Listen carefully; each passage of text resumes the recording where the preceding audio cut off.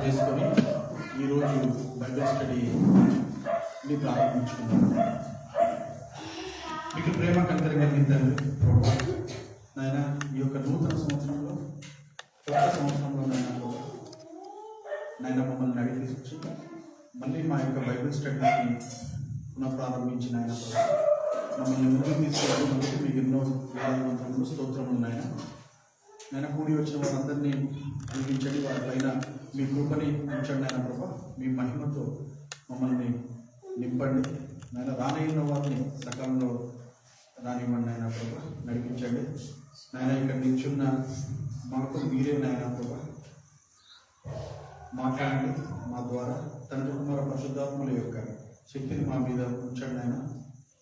వింటున్న వాక్యాలన్నింటినీ నాయన మా యొక్క కన్నులతో, చెవులతో, హృదయాలతో నాయన ప్రభావ గ్రహించి సున్నతి గావించండి నాయన. అలానే మీ రాకడ పర్యంతం మా ఆత్మ జీవం శరీరం నిర్ధారితంగా ఉంచమని మా ప్రభువైన యేసుక్రీస్తు ద్వారా అడుగుచున్నాం తండ్రి. అందరికీ మరి ఒకసారి ప్రైజ్ లార్డ్, వందనాలు. అయితే మనము నవంబర్ 27th కదా, 27వ తారీఖున మనం బైబిల్ స్టడీ స్టార్ట్ చేశాము.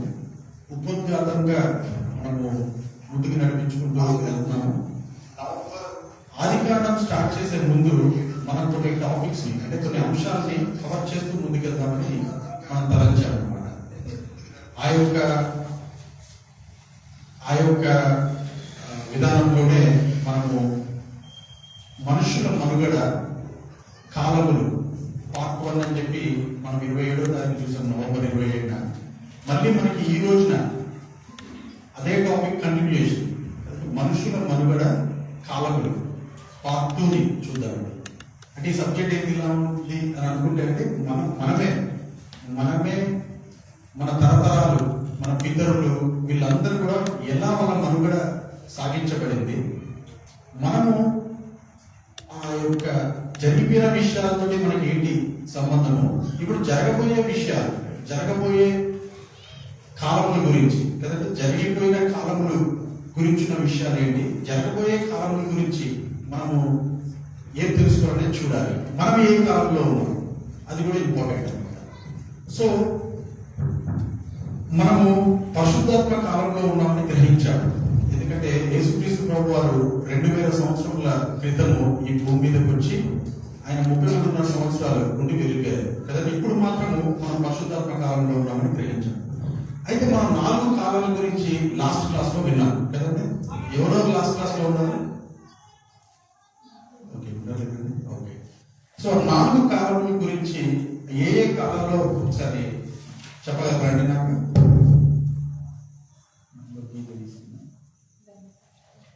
ఫస్ట్ కాలం ఏంటిదండి? వాగ్దాన కాలం. వాగ్దాన కాలం ఫస్ట్. నెక్స్ట్ ఏంటంటే ధర్మశాస్త్ర కాలం. మూడోది ఏంటంటే యేసుక్రీస్తు కాలం. నాలుగవది పరిశుద్ధాత్మ. మనం ఇక్కడ ఉన్నామండి ఇప్పుడు, అంతే కదండి. మన యొక్క మనుగడ, అంటే ఈ మనుషుల మనుగడలో ప్రభు మనల్ని ఈ కాలంలో ఉండేటట్టుగా ఏర్పరచాలన్నమాట. దానికి ధన్యులు, హల్లెలూయా. ఎందుకంటే మనం మూడున్న ఈ కాలాల్ని ప్రభు రాసిచ్చారు బైబిల్ గ్రంథంలో. మనకు అర్థమైపోతూనే ఉంది. వాగ్దానం వస్తే ఎలా ఉంటుంది అనేది ఆది కాలం నుంచి చదువుతూ ఉంటే మనకు అర్థమైపోతుంది. అట్ ది సేమ్ టైం ప్రతి సంవత్సరం గడుస్తున్నట్టుంది ఆ వాగ్దానాలు తీసుకొని కూడా మనం నెరవేర్చుకోవడానికి ట్రై చేస్తూ ఉన్నాం. ఎన్నైతే వాగ్దానాలు ఉన్నాయో అవన్నీ కూడా క్రీస్తులో అవునన్నట్టుగానే ఉండమని గ్రహిస్తున్నాం. మన యొక్క కాలంలోనే, మన కాలం ఒకవేళ ఒక 70, 80, 90 సంవత్సరాలు అనుకోండి ఈ జీవిత కాలంలోనే ఈ వాగ్దానం నెరవేరుతుంది అని గ్రహిస్తున్నాం దేవుళ్ళకి వచ్చిన తర్వాత. అంటే ఎలా? పాప క్షమాపణ నిమిత్తం, అంటే పాపాన్ని మనం వదిలేసుకొని మారు మనసు పొంది బాప్టిజం అనే ప్రక్రియ ద్వారా మనం ప్రభువులోనికి వచ్చాం కాబట్టి, ఆయన మరణంలో పాలిభాగస్థులం అయ్యాం కాబట్టి, ఆయన యొక్క పునరుద్ధానంలో కూడా పాలిభాగస్థులం అవడానికి శక్తి పొందుకున్నాం అన్నమాట. ఆ ధైర్యంతో ఉన్నాం, ఆ ప్రేమలో ఉండిపోయాం అన్నమాట. వాగ్దానము మనలో నెరవేరుతూ ఉంది. ఆ వాగ్దానంలో పాలిభాగస్వామ్యమని మన అందరికీ అర్థమైపోయింది. హల్లెలూయా. నెక్స్ట్ ధర్మశాస్త్రం కదండి. ఎప్పుడైతే మనము ప్రభుని నమ్ముకొని పాపాలు వదిలేసి బ్యాప్టిజం తీసుకొని ప్రభులోకి వచ్చామో ఈ బైబిల్ గ్రంథాన్ని చదవడం స్టార్ట్ చేశాం కదండి.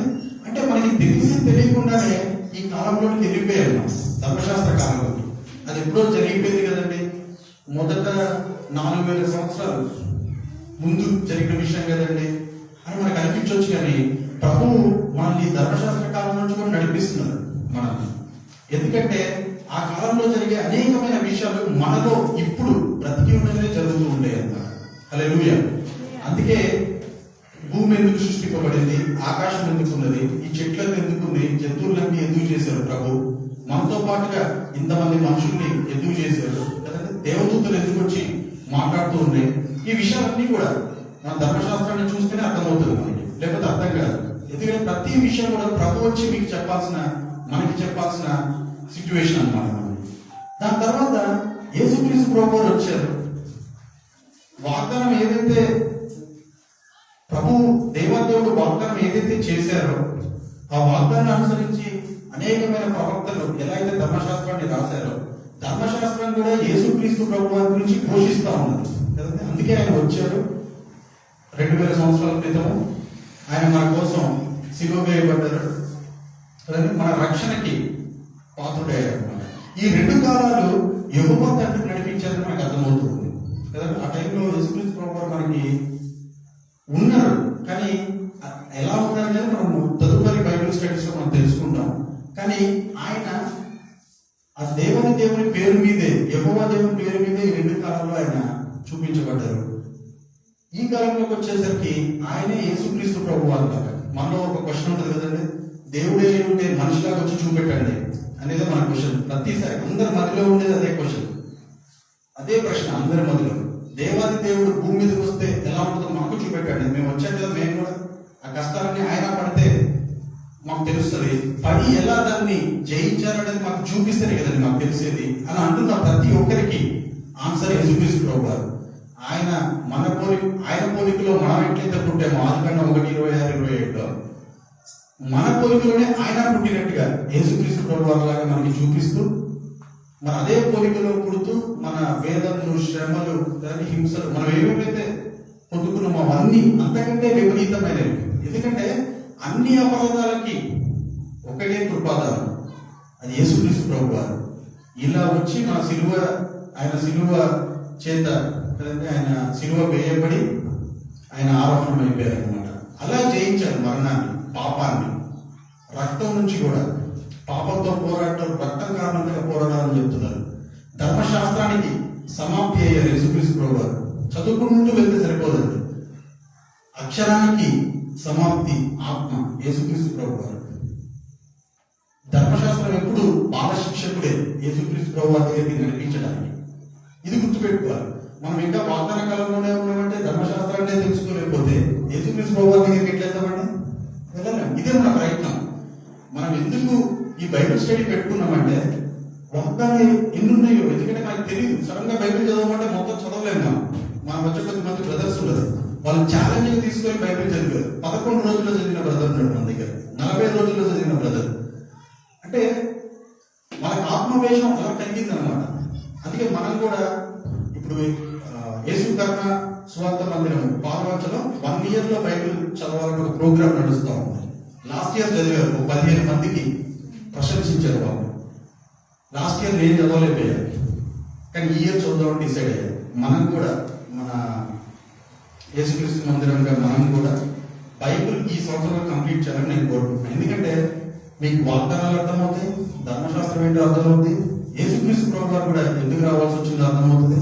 తర్వాత మరి ఆయన శరీరంతో ఉంటే మనుషులు బతకరిస్తారని బతకనివ్వరు.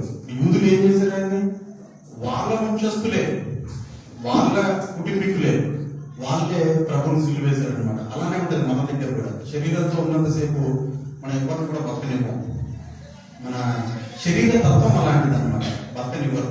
అందుకే యేసుక్రీస్తు ప్రభు వారు కూడా తను చేయాల్సిన కార్యాలన్నీ వితిన్ 33.5 years కంప్లీట్ చేసేసి, మనలో కూడా చాలా మంది యవనస్తులు ఉన్నారు. అందుకే నేను చెప్పేది కూడా, యేసుక్రీస్తు ప్రభు వారి ఏజ్ రాకముందే మీరు ఒక పట్టును సంపాదించి శాస్త్రులతో పరిచయులతో ఆయన చిన్నప్పుడే ప్రశ్నలు వేస్తా ఉన్నారు. ఆయన మర్మాల గురించి ఆయన వెలికితీత తీస్తా ఉన్నారు. ఆయన మర్మాల గురించి డిస్కస్ చేస్తా ఉన్నారు. ఆయన పెద్దవాళ్ళతో. ఇప్పుడు సడన్ గా మనం ఏదో ఒక పాస్టర్తో కూర్చొని ఏదైనా సబ్జెక్ట్ డిస్కస్ చేయగలమని మనం చేయలేము. మనం ఆ స్థితిలో లేవు. మనం ఎదుగుతున్నప్పుడు జరిగే స్థితి అనమాట. యేసుక్రీస్తు ప్రభు వారు మనకు క్లియర్గా చూపెట్టారు. అందుకే ఆయన శరీరంతో ఎప్పుడైతే ఉంటారో, ఆయన 30 years పేరెంట్స్ దగ్గరే ఉంటూ, అంటే తల్లిదండ్రుల దగ్గర ఉంటూ ఆయన ఎదిగిన పద్ధతి మనం చూసాం. అందరూ అనుకోవచ్చు 30 సంవత్సరాలు ఏం చేశారండి ప్రభు గారు?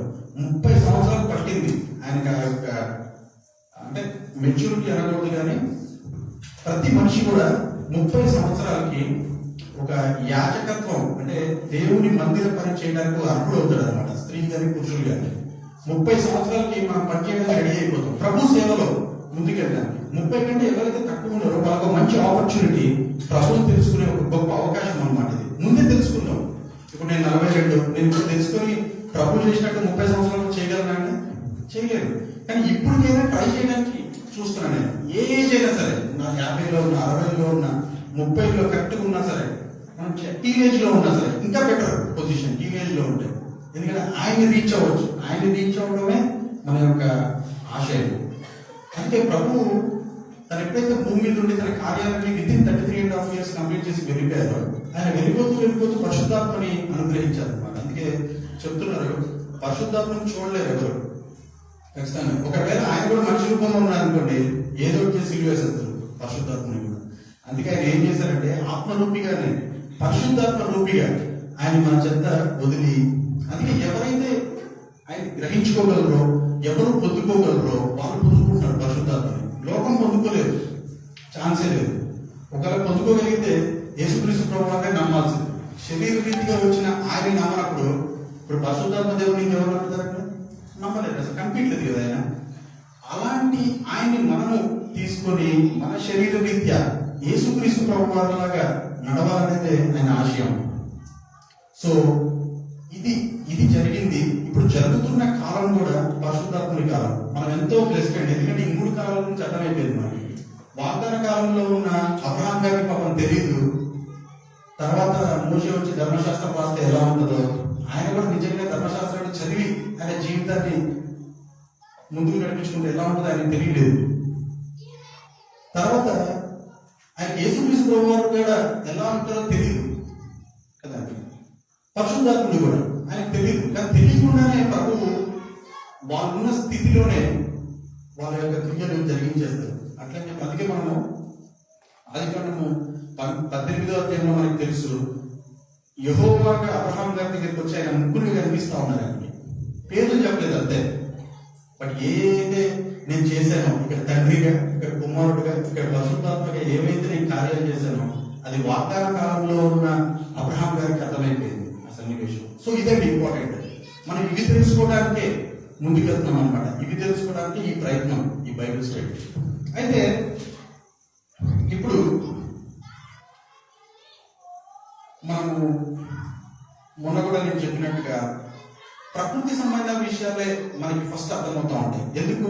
మనము పుట్టిన వెంటనే పెరుగుతున్నప్పుడు వెనక్కి తిరిగి చూస్తే మన అమ్మ కడుపులో నుంచి పుట్టినట్టుగా, అమ్మ చెప్తున్న విషయాలే వింటున్నట్టుగా, నాన్న చెప్తున్న విషయాలే తెలుసుకున్నట్టుగా మనకు అర్థమవుతాయి. తర్వాత కొద్దిమంది స్నేహితులు, మన యొక్క అక్క చెల్లెండ్రు, అన్నదమ్ములు, తర్వాత దైవజనులు, వీళ్ళు చెప్తుంటే నాకు అర్థమవుతా ఉంటాయి అన్నమాట.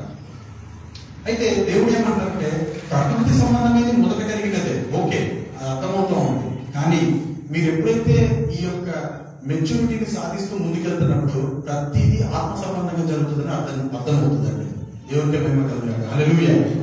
అందుకే ఒకసారి యోహాను సువార్త 1:13 చూస్తే, వారు దేవుని వలన పుట్టిన వారే కానీ రక్తం వల్ల కాదంటండి. రక్తం వచ్చే ఆవేశంతో పుట్టిన వాళ్ళు కాదు. ఎవరైతే మనం పుట్టామో మనందరం శరీరేచ్ఛల వల్ల కాదు, ఎవరికో ఏదో శరీరాశ ఉండడం వల్ల పుట్టిన వాళ్ళం కాదు. మనం అందరం మనుష్యేచ్ఛల వల్ల కాదు. ఒక మనిషికి ఈ యొక్క కోరిక ఉండడం వల్ల పుట్టిన వాళ్ళం కాదంట. వాళ్ళంతా దేవుని వల్లే పుట్టారంట. చూడండి, మన స్థితిగతులు ఎలాంటివైనా సరే ప్రభు ఏం చేస్తాడంటే పరిశుద్ధాత్మ పూర్ణుడిగా పిల్లల్ని పుట్టిస్తున్నారు అనమాట. అందుకే యేసుక్రీస్తు ప్రభువారు చూడండి, సర్వశక్తుడి సర్వోన్నతుడి శక్తి కమ్ముకుంటుంది ఎవరి మీద?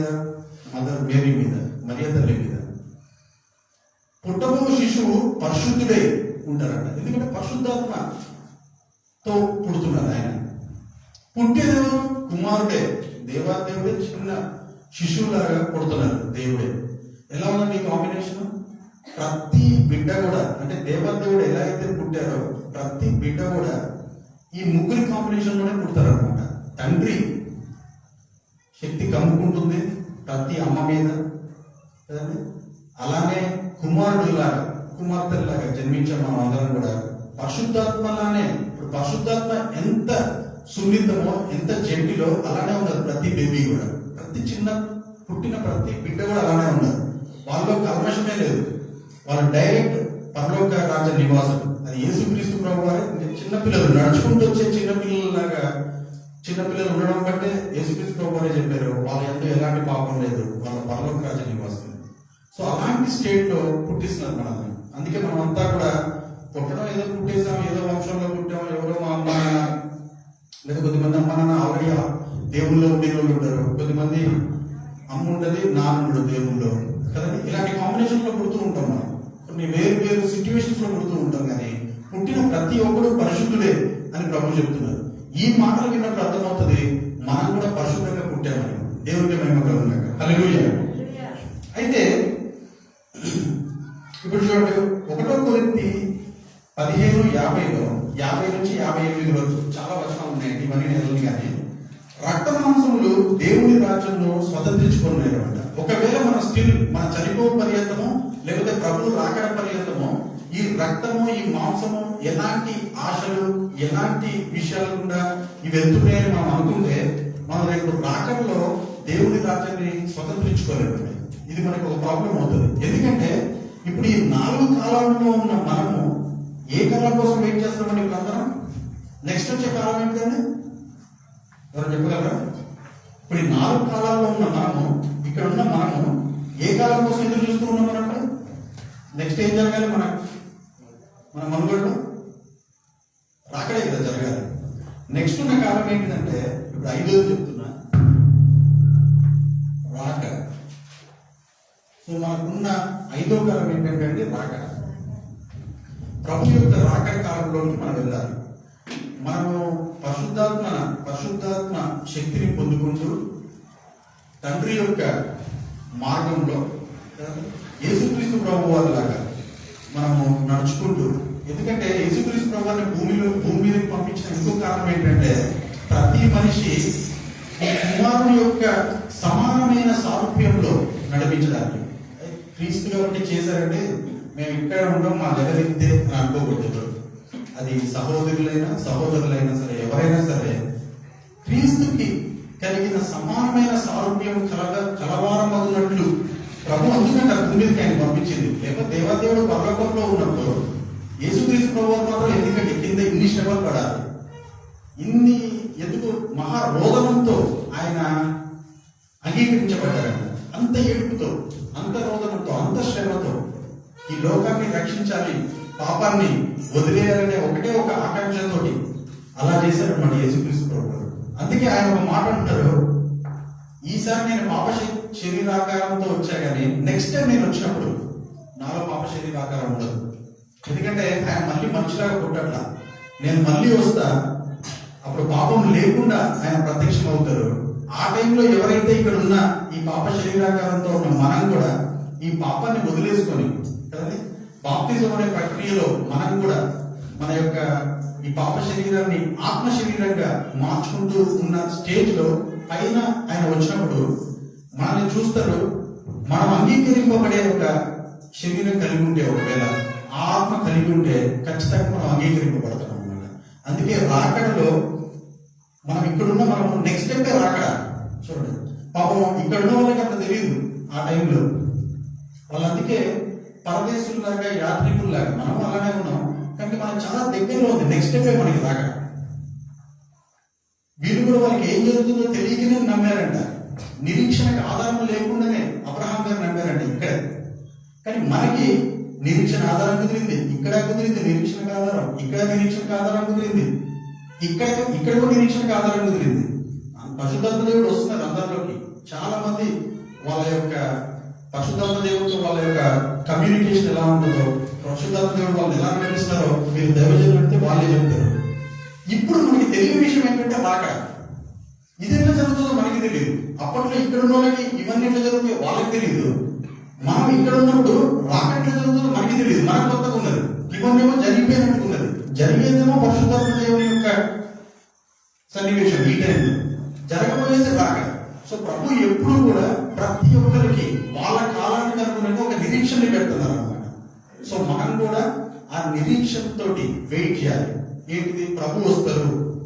అందుకే ప్రభు వచ్చినప్పుడు కూడా చాలా మంది అన్నారు, ఇదిగో క్రీస్తు అక్కడ ఉన్నారు, ఇక్కడ ఉన్నారు, ఆ ఊళ్ళో ఉన్నారు అని చెప్తే నమ్మొద్దు అంటారు. ఈస్ట్ నుంచి వెస్ట్ కి, తూర్పు నుంచి పడమరకి ఒక మెరుగు మెరిస్తే ఆకాశంలో ఎలా ఉంటుందో అలా ప్రభు కనిపిస్తారని చెప్తున్నారు. అప్పుడు వరకు ఆయన రాకడ వచ్చేసింది అని మనం నమ్మకూడదు. ఖచ్చితంగా ప్రభు క్లియర్ గా రాశారు మత్తయి సువార్త 24వ అధ్యాయంలో. కదండి, అలా మనము ముందుకి సాగిపోవాలి. ఆ రాకడ లోనికి మనం ఒక సాంగ్ నేను పాడాలనుకుంటున్నాను. మ్యూజిక్ ఏమొద్దు. నేను లాస్ట్ టైం పాడాల్సింది కానీ టైం అప్పుడు కూడా ఇలానే ఉంది, కానీ ఈసారి ఖచ్చితంగా నేను పాడుకుంటున్నాను.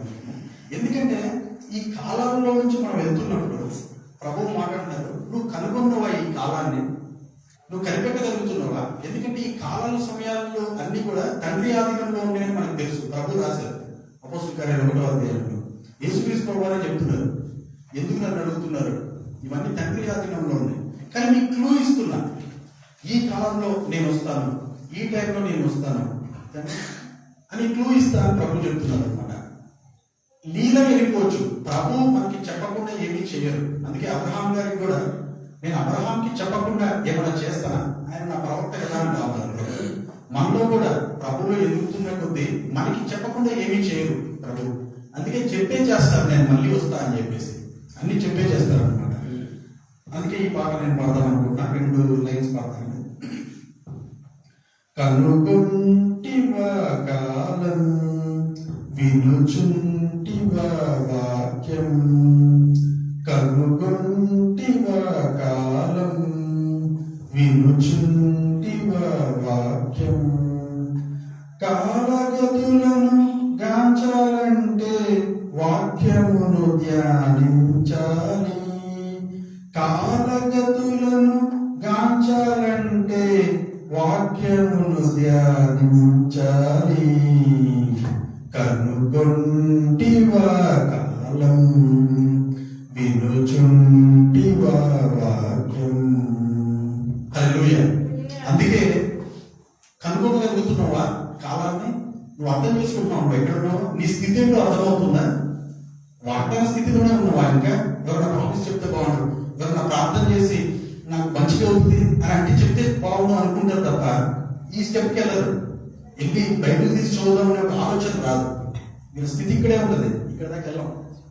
మరి ఇక్కడ దాకా వెళ్తే ధర్మశాస్త్రాన్ని పట్టుకొని తీర్పు తీరుస్తూ ఉంటాం తప్ప ఆత్మీయమైన యేసుక్రీస్తు ప్రభువు దగ్గరికి వెళ్దామని ఎవరికి ఆలోచన ఉండదు. ఎందుకంటే ఆ కాలాన్ని కనుగొనలేదు ఎవరు, అర్థం కావట్లా. ఇదంతా ఎప్పుడో జరిగిపోయింది కదండి. ఇప్పుడు మేము పరిశుద్ధాత్మ కాలంలో ఉన్నాం, పరిశుద్ధాత్మ నుండి చాలేదండి అనే స్థితిలోకి కొన్ని డినామినేషన్స్ లాగా మారిపోయాయి అనమాట. వాళ్ళు ఏర్పరచుకున్నారు కదా.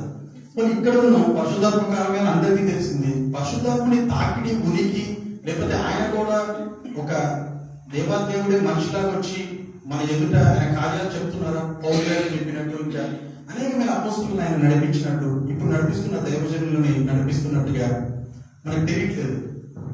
ఇలా తెలియకపోతే రాకడ్ని ఎలా తెలుసుకుంటామని అందుకే ఒక మంచి మాట అంటున్నారు. 2 పేతురు 3:4 చూస్తే, 2 పేతురు 3:4 ఒకసారి 4 వచనం చదవండి. 2 పేతురు 3:4. ఆయన రాకడను గూర్చిన వాగ్దానం ఏమాయెను, పితరులను నిద్రించలేదు మొదలుకొని సమస్తము సృష్టి ఆరంభమున్నట్టే నిలిచి ఉన్నదే అని చెప్పుదురని మొదట మీరు తెలుసుకొనవలెను. చాలా సిస్టర్ చూడండి, ఇదే స్టేట్ మంది కూడా. ఎక్కడండి రాకడ గురించిన వాగ్దానం? అసలు మనకి వాగ్దాన కాలమే తెలియలేదు అనుకోండి, మనం రాకడ గురించి ఉన్న వాగ్దానము ఏమైపోయిందండి? ఏం ప్రభు రావట్లేదండి? ఎంతో మంది ఎన్నో విషయాలు చెప్తున్నారు, ప్రభు రావట్లేదు ఏంటండి అనే ఒక క్వశ్చన్ ఏర్పడుతూ ఉంటుంది. అపహాసకులంట అపహసిస్తా ఉంటారంట. ప్రభు రాకడ ఏమైందంటే, మీరేమో రాకడ వస్తుంది అన్నట్టుగా బిహేవ్ చేస్తూ ఉంటారు. ఈ రోజే నైట్ అవుట్ చేస్తూ ఉంటారు, ఫాస్టింగ్ చేస్తూ ఉంటారు, ప్రార్థనలు జరుగుతూ ఉన్నాయి, ఏదో చక్క కార్యక్రమాలు జరుగుతూ ఉంటాయి. రాకడ మరి ప్రభు ఏం రావట్లేదు కదండి అని అడుగుతూ ఉంటారు. కాలాన్ని కనిపెట్టారు వాళ్ళకి అర్థం కాదు ఆ విషయం. ఈ కాలాలలో ఏమేమి ప్రభు పొందుపరిచారో, ఇప్పుడు రాకడ జరగాలంటే ఫస్ట్ మందిరం కట్టబడాలి కదండి. ఒక వన్ ఆఫ్ ది ఆన్సర్ చెప్తుంది. యెరూషలేములో మనకి మందిరమే లేదు కదండి. మనం ఇక్కడి నుంచి చదువుకుంటూ వెళ్తున్నప్పుడు బైబిల్లో సీనాయి కొండ మీద ఎప్పుడైతే ప్రభు ఒక మందిరాన్ని మనకి చూపెట్టి ఆ కదిలే మందిరంగా ప్రభు దాన్ని ఉంచారో, ఆ మందిరం స్థిరమైన మందిరంగా సొలొమోన్ గారు ఎప్పుడైతే కట్టారో, ఆ మందిరం ఇప్పుడు లేదు కదండి. మధ్యలో కూర్చోబడింది, కట్టబడింది, మళ్ళీ కూర్చోబడింది. ఇప్పుడు దాన్ని ఎవరు కట్టాలి? కడితేనే కదా యాంటీ క్రైస్ట్ వచ్చి అందులో కూర్చోవాలి. ఫస్ట్ ఆఫ్ ఆల్ ఇవన్నీ జరగాలి కదా రాకడికి. అంటే ఇవి ఎలా జరుగుతాయి? ఇజ్రాయెల్ మీద ఒక కన్నేసి ఉంచాలి. అందుకే మన దృష్టి ఇండియాలో గరీబ్పేటలో మనం ఇక్కడున్న మన దృష్టి ఎప్పుడు యెరూషలేం పట్టణం మీద ఉండాలి, సియోను కొండ మీద ఉండాలి, ఆ యొక్క మందిరం పైన ఉండాలి. మందిర పరిస్థితులు ఏం జరుగుతున్నాయి అనే ఒక మన స్థితి ఆ పైన ఉన్నప్పుడు మనకు అర్థమవుతుంది, ప్రభు డైరెక్షన్ మనకు అర్థమవుతుంది అనమాట. అందుకే దానియేలు గారు కూడా చూడండి, ఎక్కడో కల్దీయ దేశానికి ఆయన్ని చెరగకపోతే ఆయన కిటికీలు ఓపెన్ చేసి ఎటు సైడ్ ఓపెన్ చేశాడు? యెరూషలేం తట్టు ఓపెన్ చేశాడంట. Direction towards Jerusalem. ఇది ఇంపార్టెంట్ మనకి. మన డైరెక్షన్ టువర్డ్స్ న్యూ జెరూసలేం, నూతన యెరూషలేం. ఇది ఇలా మన డైరెక్షన్ ఎక్కడైతే నువ్వు పాయింట్ చేస్తున్నావో, ఎక్కడైతే మీరు లంగర్ తీసి వేస్తున్నావో అక్కడికి. ఇప్పుడు షిప్ కూడా అంతే కదండి, లంగర్ కిందకి వేస్తేనే రావుతుంది. మనం కూడా అంతే, మనం లంగర్ తీసి అక్కడ వేస్తే ఇక్కడ ఆగుంటాం. మనం ఇండియాలో అక్కడ వేయాలి. ఇజ్రాయెల్లో ఉన్న యెరూషలేం టెంపుల్ పైన వేయాలి. అది ఎప్పుడు కట్టబడుతుందో ప్రభు కట్టబోయేటట్టుగా నన్ను కట్టేటట్టుగా చెయ్యి అని ప్రభు మనకి చెప్తూ ఉంటారు అన్నమాట. ఇక్కడ ఇండియాలో గరీబ్పేటలో కూర్చొని ఇది ఇంపార్టెంట్ మన లైఫ్ స్టైల్స్.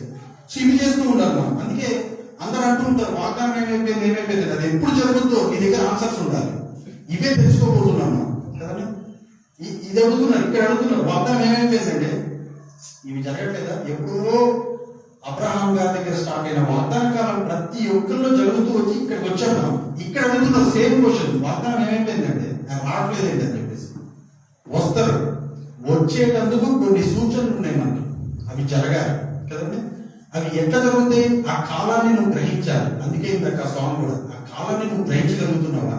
నీకు అర్థమవుతుంది అసలు ఏమన్నా నువ్వు ఏ స్థితిగతిలో ఉన్నావు? ఇది ప్రతి ఒక్కరు వేసుకునే క్వశ్చన్, అందరం వేసుకోవాల్సిందే ఖచ్చితంగా. సో అప్పుడు రాకడ దిశగా మనము వెళ్తాము.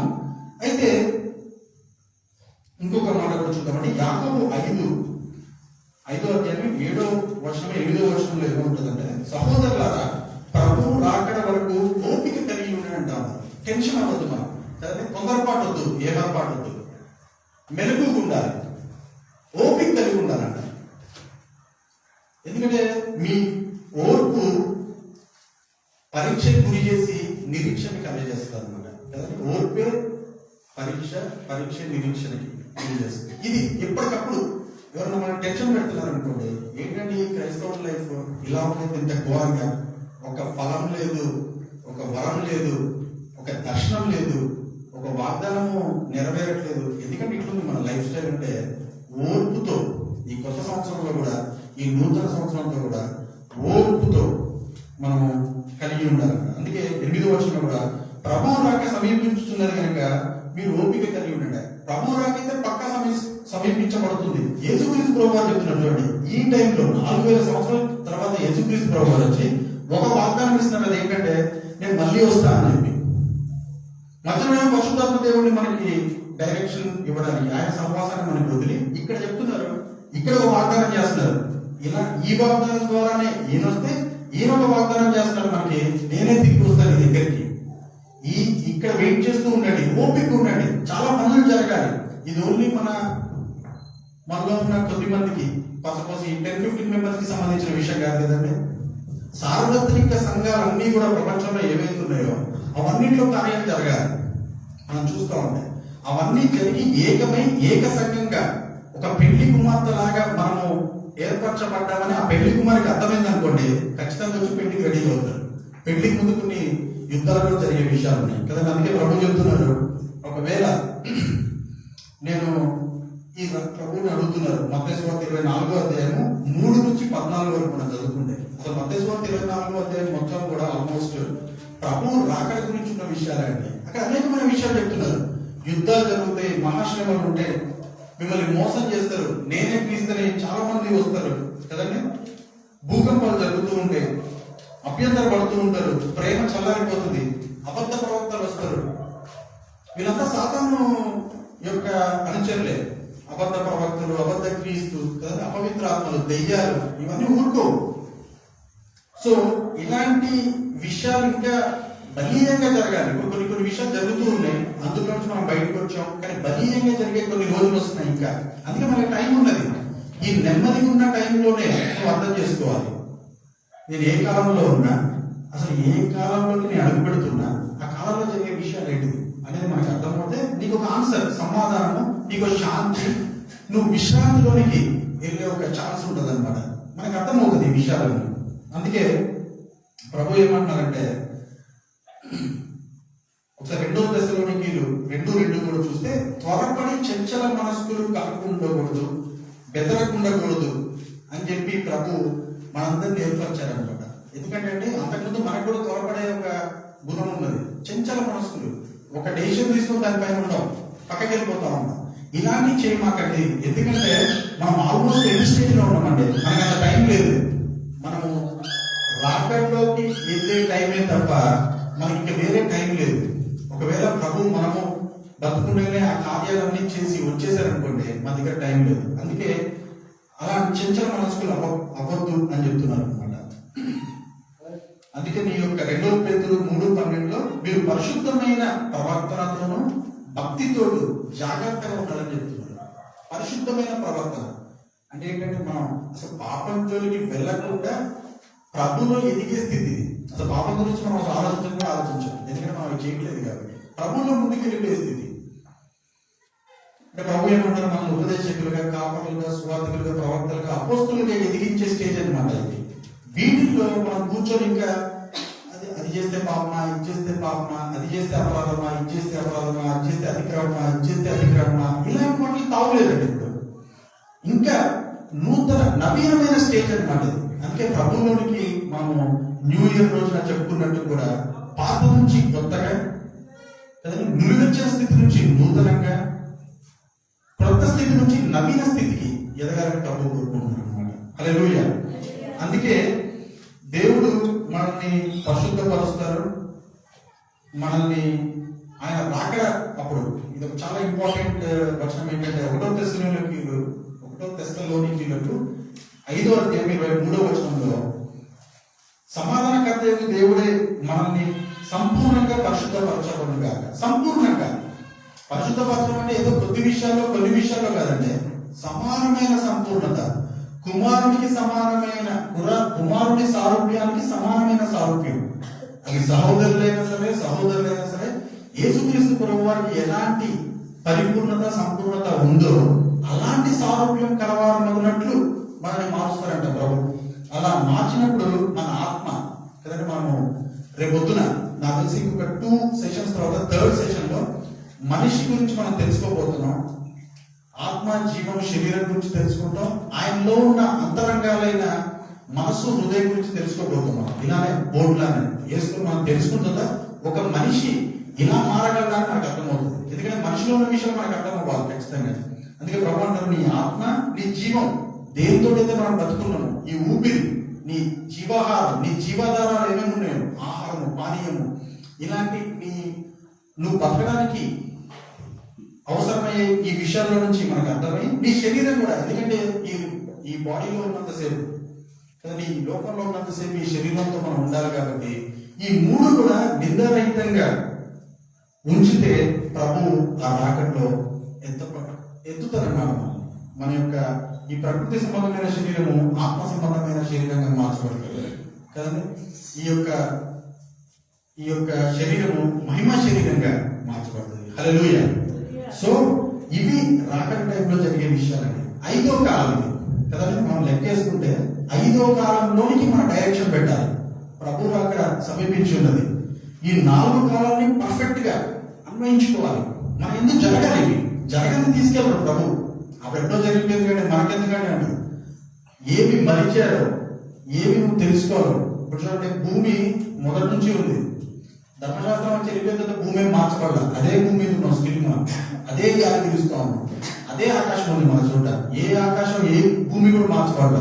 మార్చబడిన కొన్ని విషయాన్ని గ్రహించాలి. ధర్మశాస్త్రం నుంచి యేసుక్రీస్తు ప్రభువు వచ్చినప్పుడు మార్చబడ్డారు. ఈ కన్వర్షన్ ఇది అర్థం కాదు చాలా మంది మనుషులకి.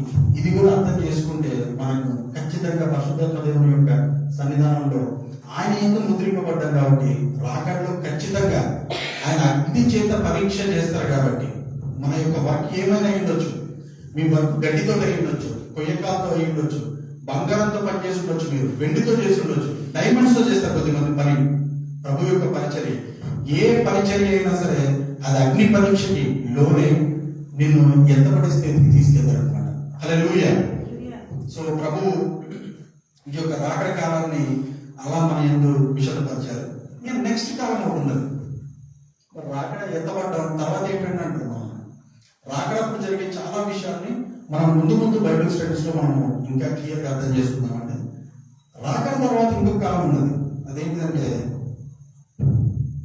1000 సంవత్సరముల కాలం, 1000 ఏళ్ల పరిపాలన అంటూ ఉంటాం. మనం వినే ఉంటాం, అనేక మంది జరుగుతుంది మనం చెప్తూ ఉంటారు. 1000 years రూలింగ్ అనమాట. 1000 ఏళ్ల రూలింగ్, పరిపాలన. ఎందుకంటే ఇంకా ఎత్తపడ్డాం కదా, ఇంకా మనకి మన శ్రమలన్నీ అయిపోయాయి కదండి. ఆ 7 సంవత్సరాల మహాశ్రమలన్నీ గడిచిపోయాయి. మొత్తానికి మనం మన ఆత్మని, జీవాన్ని, శరీరాన్ని కాపాడుకొని నిర్ధారితంగా ఉంచుకొని మనం ఎత్తపడ్డాం. మరియు తర్వాత 1000 ఏళ్ల పరిపాలన ఎందుకంటే అని అంటూ ఉంటాం. ప్రభు మొదటి నుంచి చెప్తున్న వాగ్దానం స్టిల్ మళ్ళీ పైకి రావాలి మనం. అది చూడండి, 6వ కాలం అది. కానీ ప్రభు వాగ్దానం ఇక్కడే చేసేసారు ప్రభు. అది ఒకసారి మనము ఆదికాండము 2వ అధ్యాయం 3వ వచనం చదవలేదు. 2వ అధ్యాయము 3వ వచనం. కాబట్టి దేవుడు ఆ 7వ దినమును ఆశీర్వదించి పరిశుద్ధపరచెను.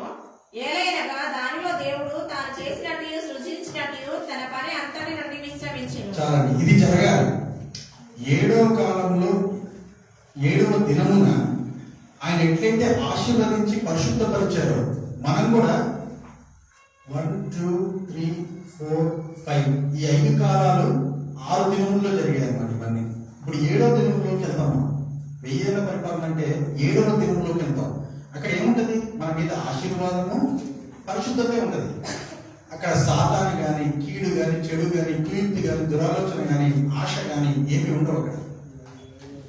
ఇక్కడ ఎందుకంటే సాతాన్ని బంధించేస్తారు, మనం చూస్తాం అవన్నీ. అందుకే ఎలా అయితే ఆయన ఆశీర్వదించి పరిశుద్ధపరిచి విశ్రమించారట, ఇది ఒక విశ్రాంతి. ఇక్కడికి మనం కూడా వెళ్ళాలి. ఎంతకాలం అండి ఈ లోకంతో మనము మన ప్రయాస మనం కూడా ఎక్కడో చోట విశ్రమించాలి కదా. ఇవాళ నైట్ కూడా పొద్దు నుంచి సాయంత్రం వరకు కష్టపడి ఇన్ని పనులు చేసి, ఇంతమందితో మాట్లాడి, ఇన్ని చేసి నైట్ పోయి విశ్రమిస్తేనే కదండి పొద్దున్న మళ్ళీ లేచేది మనం. ఒకవేళ ఆ రోజున కీడు